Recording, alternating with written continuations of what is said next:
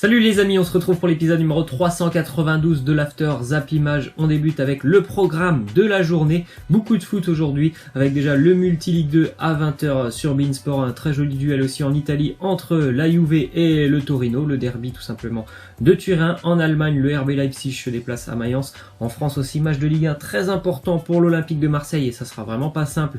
Déplacement pour l'OM du côté de l'Ameno pour affronter le Racing Club de Strasbourg. Et en Angleterre, Everton affrontera Burnley aussi sur RMC. Ensuite, première déclaration, Roberto Mancini, le sélectionneur italien, sur Balotelli. Il nous dit c'est un joueur très talentueux, il a 29 ans et il est arrivé maintenant au top de sa maturité en tant que joueur. Il sait l'estime que je lui porte en tant que joueur et en tant qu'homme, mais en ce moment, il doit faire beaucoup plus. Ah, ça va être dur quand même pour Balotelli quand même de revenir avec la sélection italienne. On a l'impression que Mancini lui en demande quand même énormément. Il fait vraiment, je trouve, une première partie de saison, en tout cas avec l'Olympique de Marseille, on va appeler ça sa première partie de saison, plutôt intéressante quand même avec l'OM. Les statistiques sont plutôt pas mal. Et c'est vrai qu'au niveau des numéros 9 italiens, je pense que Balotelli aurait peut-être une petite carte à jouer avec la sélection italienne. Je pense que voilà, du côté de l'Italie, il n'y a pas vraiment un numéro 9 attitré. Il y en a de très bons, hein. On peut par exemple penser à Immobile ou Belotti, mais un numéro 9 attitré, je suis pas sûr qu'il y en ait un au niveau de la sélection italienne. Ensuite, déclaration de Dimitri Payet, il nous dit des changements à l'intersaison, je ne sais pas, ce n'est pas à moi d'y répondre, ce n'est pas le moment de penser à sa personne.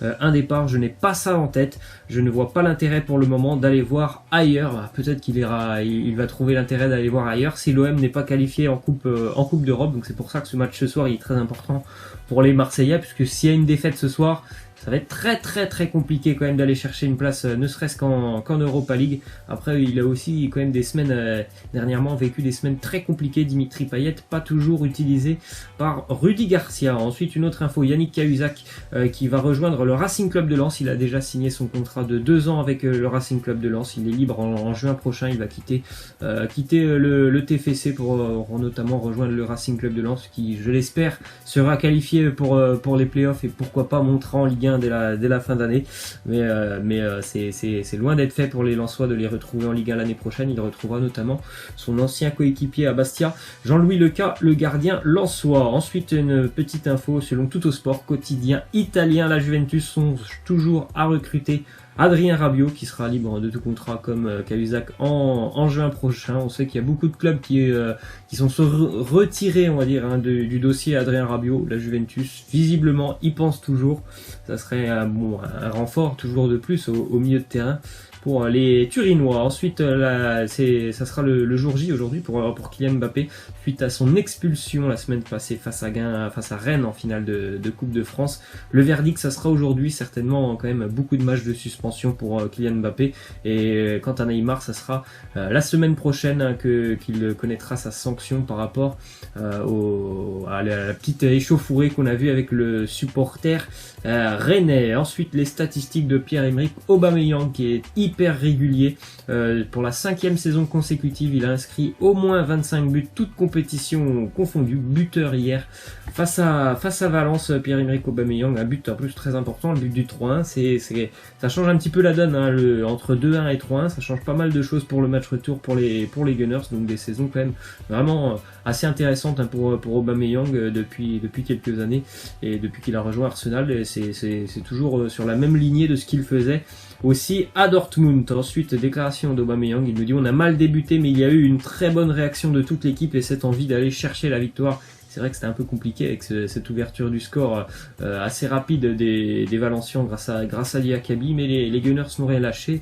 Ils ont fait preuve d'un sacré caractère pour revenir directement dans le match, notamment grâce à un excellent aussi Alexandre Lacazette. Donc comme je l'ai dit, hein, ce 3e but, il va faire mal certainement aux Valencians, parce qu'à 2-1 c'était vraiment un très bon résultat pour les Valencians. 3-1 c'est un peu plus compliqué. La forme aussi de Luka Jovic, surtout en Europa League, avec 13 matchs, 9 buts, une passe D, encore buteur hier Luka Jovic pour l'Eintracht Francfort face à Chelsea. Là aussi ça reste ouvert quand même pour le match retour, un partout entre les deux équipes les deux équipes hier, même si on a vu quand même que Chelsea était un peu plus à l'aise techniquement quand même face à cette équipe de l'Eintracht.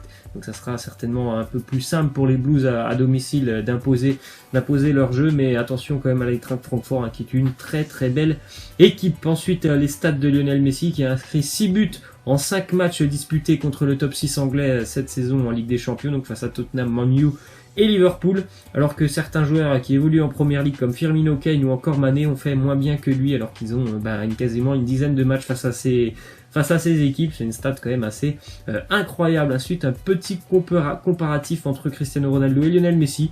Les buts en championnat pour les deux, c'est équivalent. 418 pour Ronaldo, 417 pour Lionel Messi. Et en compétition internationale, 136 pour Ronaldo, 120 pour Lionel Messi. On voit que c'est tout simplement les deux monstres du football, on le sait. Et les statistiques le montrent, ils sont quasiment au même niveau sur les deux compétitions. Ensuite, petite info qui nous vient d'un quotidien espagnol. Nicolas Otamendi pourrait rejoindre l'Atlético Madrid cet été, puisqu'on sait qu'il y aura beaucoup de changements du côté de l'Atlético défensivement. Diego Godin va quitter l'Atlético Madrid, donc le directeur sportif de l'Atlético pense à Nicolas Otamendi pour le remplacer. Moi, je suis pas un grand fan de Nicolas Otamendi. Après, pourquoi pas, ça serait un retour pour lui en Liga. Ensuite, une autre info, un joueur qui va lui aussi arriver du côté de Madrid, mais du côté du Real Madrid, c'est un retour pour James Rodriguez, le Colombien, qui donc ne sera pas conservé par le Bayern Munich. Il devrait revenir donc avec le Real de Zidane. Cependant, Zidane, les dernières infos montrent que Zidane ne souhaiterait pas conserver James Rodriguez, donc pour le moment, c'est un peu indécis pour lui. On ne sait pas où il évoluera la saison prochaine. Une autre info d'un joueur qui va vraisemblablement aussi quitter l'Allemagne et le Bayern Munich. Beaucoup de départs du côté de Munich cet été, que ça soit pour des fins de carrière, on va dire, ou alors pour des départs tout simplement pour renouveler l'effectif.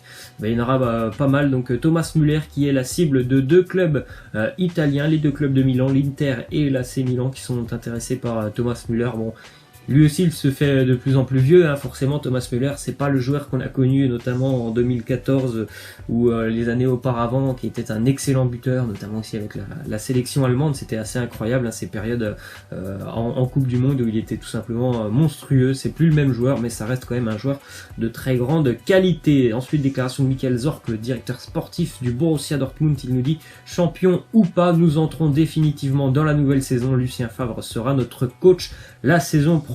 Il y avait beaucoup de rumeurs autour de Lucien Favre. Il sera encore là la saison prochaine pour tenter d'amener le Borussia Dortmund à un éventuel titre de Bundesliga. Si ce n'est pas fait cette année, ça sera compliqué cette année, on le sait, puisque voilà, ils ont toujours un petit point de retard là actuellement, 2 points de retard sur le Bayern Munich. Le Bayern aura quand même 2 journées de championnat très compliquées lors des 2 dernières journées.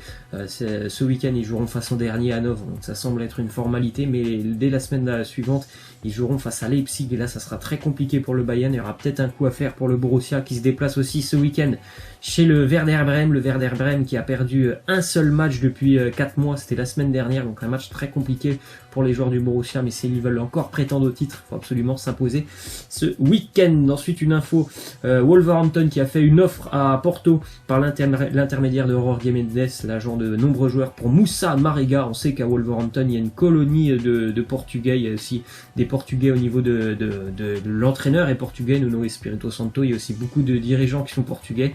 Donc il y a vraiment beaucoup de Portugais à Wolverhampton, même si Marega n'est pas portugais, il y a de très bonnes relations entre Wolverhampton et les clubs portugais comme le FC Porto. En tout cas, ça serait une super recrue pour les Wolves, qui ont fait une saison vraiment incroyable cette année en Première Ligue. Ensuite, une info du côté du Milan AC, blessure pour Mattia Caldara, qui souffre d'une rupture des ligaments croisés. Il sera absent entre 5 et 6 mois, donc bien évidemment fin de saison pour Mattia Caldara, et vraisemblablement on ne le reverra pas avant la fin d'année 2019. C'est quand même un coup dur pour lui et l'AC Milan. Ensuite, déclaration de Xavi qui nous parle de sa future philosophie de jeu en tant qu'entraîneur. Il a dit tout simplement: ça sera le même style de jeu que nous avions avec le Barça pendant de nombreuses années sous l'influence de Cruyff et de la Masia.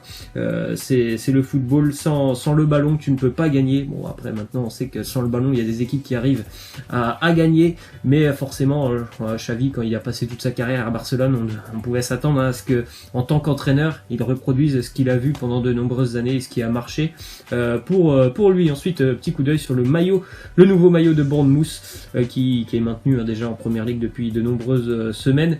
Club qui vraiment fait du très très bon travail depuis de nombreuses années, notamment grâce à son entraîneur Eddie Howe.